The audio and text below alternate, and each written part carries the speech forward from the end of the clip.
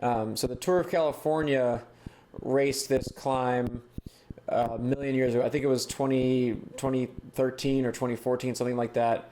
I honestly don't remember if I was in the race when they did it. I did it every other year for a while, and the thing is, when you do a race like that, you go where they take you. You don't pay attention. You look at the race book, but I don't know. I don't know what the names of the climbs are called. Unless it's a Baldy or something we've heard of. But so this is Teaford Saddle. This was a KOM one year. Of course, Lawrence Tendam has the Strava for it, and I'm going to see if I can get it back from him. So the time that I had to beat was around 20 minutes, and I knew I knew it was one that I could get. Because Lawrence Tendam sucks. No, the reason I knew I could get it is because it was in the middle of the race. It wasn't a mountaintop finish. So like the tactics of a mid-race KOM aren't everyone going all out. I'm 50-50 on getting the KOMs for mountaintop finishes from the Tour of California. I don't know if I have the legs for that much longer. If they go in stage 4 and they're all loaded up, I have a shot going in with a speed suit and a full setup. But for the mid-race KOMs, there was a point where I was trying to get as many as I could. I think the 2017 edition of the Tour of California, I had almost all the KOM prizes or KOMs on Strava before the race went on. What I wanted was for them to be on the team bus, because I know the teams use Strava to recon these things because they don't actually recon them, so they're looking at the bus, and I wanted my name to come up in every team bus every day. And I believe that I achieved that year, and so this was one that I thought I could get, but around a 20-minute effort. So I kind of paced it to be completely blown up at around 18 minutes. That was sort of my idea. And the way I pace any of these is I don't really think about. I don't really look at power. I kind of look at time. Like power's in there, but I kind of you go by feel. Also, this was kind of a long week we'd been doing, so it wasn't going to be like my very best effort. And you can see my heart rate's pretty low for an effort this hard. Normally for like a 20-minute effort, I should be in the 170s, but a little fatigue. And when you're fatigued, the heart rate sort of, it doesn't elevate like it would. So the power might be there, but the heart rate's not. But what I always do for really every climb, no matter how long it is I break it up into thirds. I've talked about this before. As you can see, Tyler letting cars pass here. Strava problems, Someday they'll close the road for me on these. They will not. That's a joke. That'll not ever happen. But what I do with this is, you can see here, I'm trying to get an arrow. So now it's only 3%. So when it's steep, you're focusing on power and getting it out there. When it's arrow, or when it's a little shallower, I try to get low. I try to cut the watts down a little bit, and kind of save it for the steeper bits. So this whole climb, I think it averaged around 6%, which is steep, but big ring and not crazy steep. Then you see this little riser here where it starts to flatten out. You kind of kick it there, and you accelerate. You get your speed up going into it. So here I can almost coast into this kind of faster stretch here. But you kind of accelerate into those long bits, and then you back it off, and then once it starts to kick, you go again. So the effort sort of varied, but mostly I think about all these the same way, which is I break the effort into thirds, and I go the first third. It's all mental. The power is about the same. The first third, I'm sitting there thinking to myself, I'm thinking easy, just go easy. Who's that guy talking to? What are you calling us for? Right here. It's just a random dude walking along the thing on his phone. Like, there's the thing. He wants to know what I'm up to, so that I should leave him alone. It's none of my business who he's talking to. He's going about his business, and I'm going about mine. We all have very different days out here. But the first third, I'm thinking easy. And that's just the only word that's going in my head is just easy, and I try to keep it that way. uh, that's kind of where we're at here. Sort of, there's a little dip in the climb, and then sort of the second third comes up. So I was sort of looking for that around 6 minutes. Um, I sort of stopped going easy, and now I start thinking for the next third, I start thinking steady. Um, and so yeah, here's me. This is downhill-ish. So we're going. We don't normally go 27 uphill. That's how you know it's downhill. Um, is at 27 miles an hour. But you see, I sort of backed off on the watts here because I'm going to need those watts later. Um, and for the downhills, let's not bother with it. Let's talk about the giant sky right there. That's Yosemite Valley, man. Definitely check out the episode we made, the best retirement ever video, where Tyler and I rode around Yosemite. He guided me there. We're gonna be doing a lot more of that on the whole YouTube channel here. I'll still be doing the climbs because I love this crap. But the show is going to be more about the blue skies and just awesome bike riding. As another car. Let's see if this guy coal rolls me. I assume there's yep. Oh, fire truck. He won't coal roll me. Well, if he does, he can't help it. So now I'm off, and now that I'm out of sight, I probably stop. I take a pee. Because Tyler can't see me and neither can you. So, I change a flat tire or something like that. It's just Lawrence Tendam I'm trying to beat. It's not a big deal. It is kind of it's a really cool climb. I always love a 20-minute climb. That's kind of all I was ever good at. And you can't argue with the trees and the views out here. Everything is nice in Yosemite. This is kind of a busy road to be doing it on, but that's why Tyler here was being considerate of the motorists, and there's enough of a shoulder. They didn't have too much trouble passing me.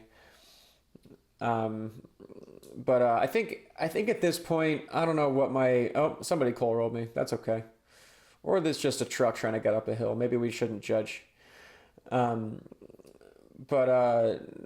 for a pure 20-minute effort, I think at this point in my life, I was probably around 420 watts, maybe a little bit more. That sort of varies in and out, but I think I was mostly trying to hit that at the beginning and the end. So here it's still a little bit shallow. Here I'm kind of thinking, okay, at this point I'm sure I was feeling it. And I'm like, all right, we're not even halfway there yet. So why don't we back it off a little bit, and now we're in the steady phase. Stand up a little bit, take the pressure off, mix up the muscles. Get stared at by construction workers. Again, completely valid that they want to know what my deal is. What I do isn't normal. From here, the climb gets pretty steep for a little bit. As you can see, we're at 11%. Still barely biggering it, I think, anymore, and I'm probably gonna have to try the old little ring. But I do keep, I have a 28 cassette on there. I don't spin to win, There we go.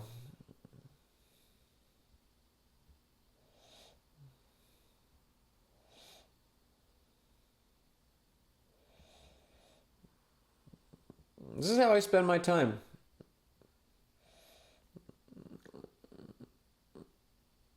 Looks painful, but obviously I enjoy it. And I get to cover myself in cookies.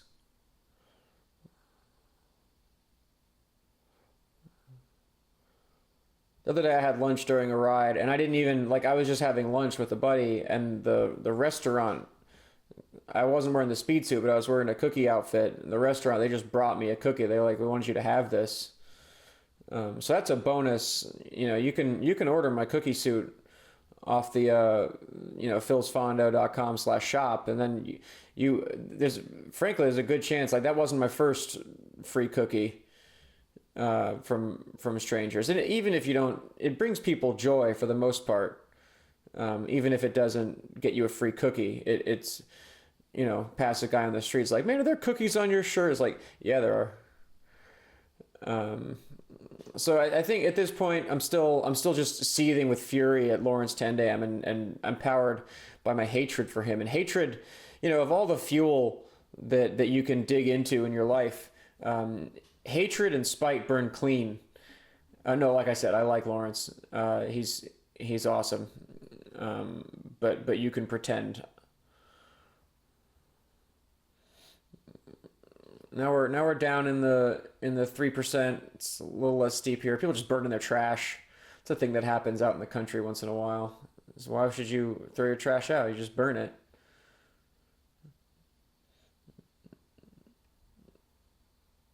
I think that part of California it's a little less droughty than mine. The fires are real scary where I live. There's a house there for sale to your right if you're on the market. Could do much worse, let me tell you. Now we're back up to 9%. And now I'm sort of all right. We're getting there. The last 5 minutes of an effort, I can put myself somewhere real angry. So there's not a whole lot of holding back. So now we're kind of approaching the last third of the effort in my thirds pacing policy, and at this point, like unless the road flattens out like it is here a little bit, and I can sort of see a chance to recover, I'm not going to be holding back a whole lot.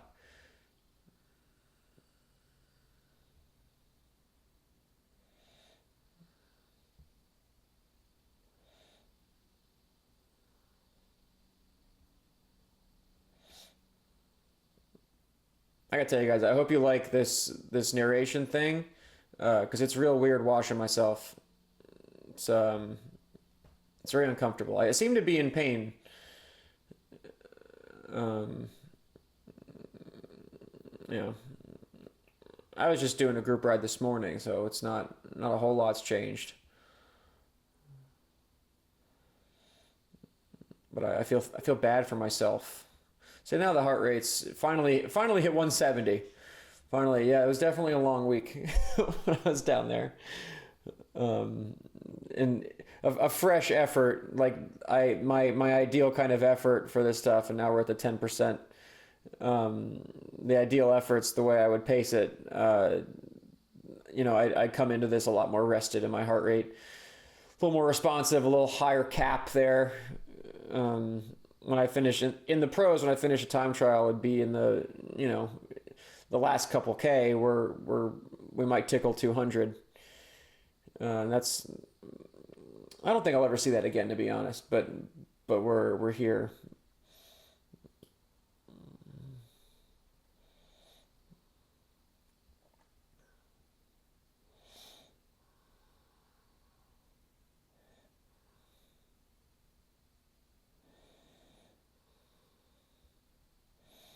At this point, I think all I'm looking at is the miles and how far I have left to go and the time and at what point in the clock I want to be empty and making sure I don't completely screw that up. But is what you don't want to do. Like my policy of I want to be completely dead at 18 minutes. That's on my goal time.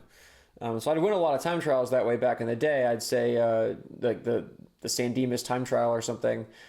I'd say, okay, what's the winner's time for last year is 14:30. I'm gonna pace myself to be completely dead at 13:45. Um, and then around 12 and a half, if you're not close to the finish, you better readjust that, or you're gonna be in big trouble. But when it worked real well for efforts like that. So I kind of always stick to it. Um, and here we are. I think at this point I was pretty much on track for the time that I wanted. Um, and again, fueled by deep hatred for Lawrence Tendam, who no one's ever hated because he's awesome.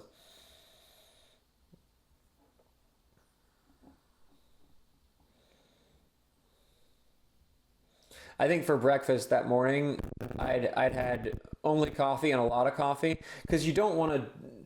At least I can't. If you can't eat more than 3 hours before, if you can't be done eating 3 hours before an effort like this, then you better not eat, because that's going to be on the old top tube.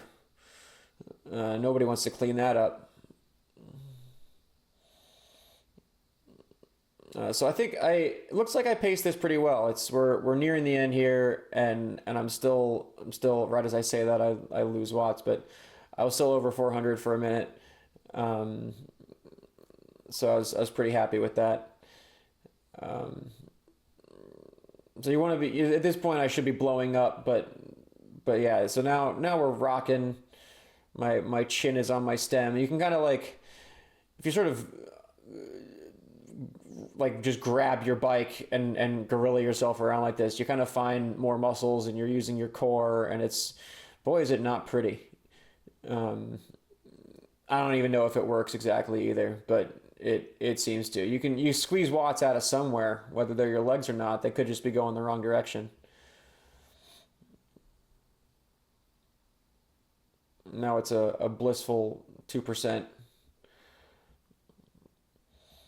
So like I said, this was a KOM for the Tour of California. They just have a finish line for the KOM somewhere, and I believe it's at this point I'm like I think it's around this bend, but I just had it loaded in the computer and didn't exactly know. Uh, yeah, this is so at this point I knew. It's like all right, it's the top of this thing right up here, and I'm just gonna squeeze it all out.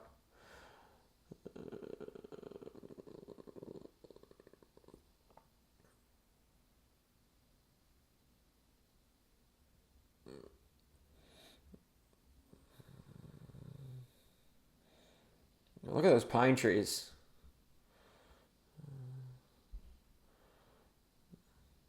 I was not enjoying the pine trees at this point in my day.